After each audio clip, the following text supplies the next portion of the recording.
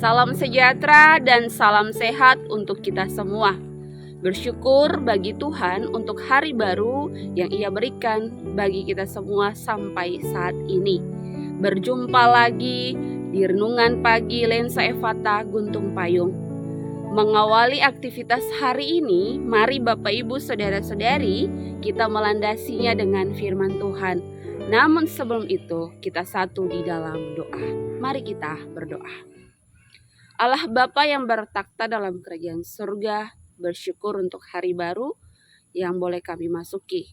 Kami yakini dan kami imani penyertaan Tuhan selalu hadir, menjaga, melindungi kami dari seluruh aktivitas hidup kami dari hari lepas hari. Tuhan, di saat ini kami berdoa, mengucap syukur di hadapan Tuhan, dan juga kami mau ada di dalam perenungan akan firman sebelum kami menjalani hari hidup kami di saat ini. Untuk itu Tuhan, kami mohon bimbingan Roh Kudus-Mu ada pada kami di dalam hati dan pikiran kami, sehingga ketika kami membaca dan merenungkan firman-Mu di saat ini, kami mengerti, lalu kemudian kami sungguh-sungguh melakukannya dalam kehidupan kami dari hari lepas hari, terlebih lagi di dalam kehidupan kami di hari ini, menjalani aktivitas kami di hari ini. Biarlah firman-Mu menjadi landasan kehidupan kami supaya kami berlaku benar, hidup benar di hadapan Tuhan. Terima kasih banyak Tuhan Yesus, bersabdalah karena kami siap mendengarkan firman-Mu. Amin. Jemaat yang dikasihi Tuhan, hari ini pembacaan kita terambil dari Matius pasal 12 ayat 22 sampai ayatnya yang ke-32. Matius pasal 12 ayat 22 sampai ayatnya yang ke-32. Dan fokus ayat perenungan kita dari ayatnya yang ke-26 yang bunyinya demikian. Demikianlah juga kalau iblis mengusir iblis, ia pun terbagi-bagi dan melawan dirinya sendiri. Bagaimanakah kerajaannya dapat bertahan? Demikianlah pembacaan firman Tuhan. Hosiana diberikan tema perenungan di pagi ini, yaitu apakah mungkin iblis mengusir iblis? Jemaat yang dikasihi Tuhan, ada berbagai banyak cara untuk orang saling menjatuhkan, bahkan saling menghancurkan. Salah satunya adalah mencari-cari kesalahan orang lain. Itulah yang sering terjadi dalam kehidupan umat manusia. Entah kita bisa menjadi pelaku atau juga kita bisa menjadi korban. Ingat, orang yang suka cari kesalahan orang lain adalah orang yang suka menjatuhkan orang lain dan senang atas penderitaan orang lain atau kejatuhan orang lain. Ada kepuasan tersendiri ketika ia dapat menjatuhkan orang lain. Hal demikian pula yang terjadi dalam karya pelayanan Yesus. Ia diperhadapkan dengan para ahli Farisi yang di setiap kesempatan mereka selalu mencari cara untuk menjatuhkan Yesus, mencari celah kesalahan Yesus. Salah satu cara yang mereka gunakan yaitu dalam perikop bacaan kita saat ini, di mana orang-orang Farisi mau menggunakan cara menyerang Yesus dengan mengatakan bahwa Yesus menggunakan kuasa iblis untuk menyembuhkan penyakit. Namun sebelum mereka menggunakan cara tersebut, Yesus sudah mengetahuinya terlebih dahulu. Yesus tahu kalau orang Farisi ingin menjebaknya. Hal itu dapat kita lihat dalam ayatnya yang ke-25, di mana Yesus mengetahui pikiran orang Farisi. Maka dengan tegas Yesus berkata kepada mereka bahwa setiap kerajaan yang terpecah-pecah pasti binasa, dan setiap kota atau rumah tangga yang terpecah-pecah tidak dapat bertahan. Kemudian mari kita baca lagi di dalam ayatnya yang ke-26 sampai 27. Demikianlah juga kalau iblis mengusir iblis, ia pun terbagi-bagi dan melawan dirinya sendiri. Bagaimanakah kerajaannya dapat bertahan? Jadi jika aku mengusir setan dengan kuasa Belzebul, dengan kuasa siapakah pengikut-pengikutmu mengusirnya? Sebab itu merekalah yang akan menjadi hakimmu. Dari ketiga ayat ini, saudara-saudari, Yesus mau menyatakan bahwa apakah mungkin iblis bisa mengusir iblis? Kalau mereka mengatakan bahwa Yesus memakai kuasa iblis, maka itu Yesus menyatakan bahwa apakah mungkin iblis mengusir iblis? Kalau sampai demikian, maka iblis sedang menghancurkan dirinya sendiri. Selanjutnya Yesus mempertegas lagi bahwa iblis itu pasti saling mendukung dalam menyebabkan penyakit dan penderitaan.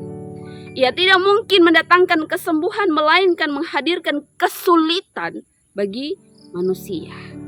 Dengan menyatakan ini kepada orang-orang Farisi, mereka pun tidak dapat menjatuhkan Yesus. Dari hal ini Yesus menghajar orang-orang Farisi dengan keras, karena ia tidak ingin orang Farisi menyampaikan kebohongan atau memutarbalikkan kebenaran. Yesus juga tidak menginginkan apa yang sudah ia lakukan, yaitu karya penyembuhan bagi orang banyak, menjadi batu sandungan. Untuk itu, dalam ayat 28, saudara-saudari, mari kita baca dan kita lihat ayat 28. Yesus menyatakan seperti ini, "Tetapi jika aku mengusir setan dengan kuasa Roh Allah, maka sesungguhnya kerajaan Allah sudah datang kepadamu." Di dalam ayat 28 ini mau menyatakan bahwa setiap karya penyembuhan yang Yesus lakukan itu berasal dari kuasa Roh Allah. Yesus mau meyakinkan semua orang yang ada saat itu bahwa apapun yang ia lakukan dalam karya penyembuhan, ada Roh Allah yang turut terlibat. Untuk itu dalam ayat 30 sampai ayatnya yang ke-32, Yesus secara tegas menyatakan pendapatnya kepada ahli-ahli Farisi, bahkan orang-orang pada saat itu, bahwa ada akibat bagi setiap orang yang menghujat atau menentang Roh Allah, yaitu ia tidak akan diampuni. Hal ini mau menyatakan seperti ini, saudara-saudari, bahwa bagi orang Farisi dan setiap orang yang mendengar kesaksian Yesus saat itu, lalu mereka menolak Roh Allah, maka mereka adalah orang-orang yang tidak percaya kepada Allah. Dengan demikian dapat dilihat bahwa orang-orang Farisi dan orang saat itu sedang berusaha dan berupaya untuk menjatuhkan Yesus. Namun Yesus tidak gegabah. Ia tetap menjelaskan dengan baik segala tuduhan yang diucapkan oleh ahli Farisi. Dan ia juga menyatakan bahwa semua yang ia lakukan, karya penyembuhan yang ia lakukan adalah dengan kuasa Roh Kudus atau Roh Allah. Selain itu, dapat dilihat juga bahwa orang Farisi yang terlalu fokus pada golongan mereka sakit hati sehingga memiliki hati yang kotor, mengucapkan kata-kata hujat yang merusak pekerjaan Tuhan. Dan mereka memperlihatkan diri mereka sebagai orang-orang yang menentang pekerjaan Roh Allah. Dengan demikian, saudara-saudari, kita belajar dari firman Tuhan saat ini. Jemaat yang dikasihi oleh Tuhan, perenungan di pagi ini, kita belajar dari Yesus dan orang Farisi. Kita belajar untuk seperti Yesus dan tidak seperti orang Farisi. Sekalipun mereka sama-sama adalah pelayan Tuhan, namun dalam pemaknaan pelayanan dan cara pelayanan sangatlah berbeda. Untuk itu ada pesan untuk kita sekalian. Pertama, kalau kita diperhadapkan dengan orang-orang yang suka cari-cari kesalahan kita, maka tetap tenanglah dalam bertindak. Jangan gegabah.